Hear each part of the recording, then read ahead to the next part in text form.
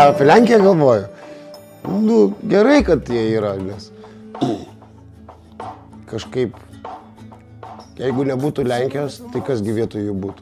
Bet kuriuo atveju mes ilgą laiką buvom partneriai, mes nebuvom priešai, sakysime, mūsų šalys vėlgi kaip dvi nepriklausomos valstybės turi eiti ranka ranką. Širdis širdin. Ir aš atsimenu, vienu metu net buvau įsimylėjęs merginą Lenkiją ir klausiau senelio, nu, kaip tu reaguotum senelį, jeigu aš, pavyzdžiui, staiga vesčiau Lenkiją.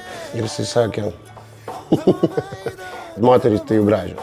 To nie jest łatwo dla mnie mówić po polsku, ale ja rozumiem wszystko. Aš moku netgi lenkišką vulgarų eilėraštuką. Šitą iškirkit gerai. Aš atsimenu lenkiškus filmukus. Toksai buvo Mišių Šatek.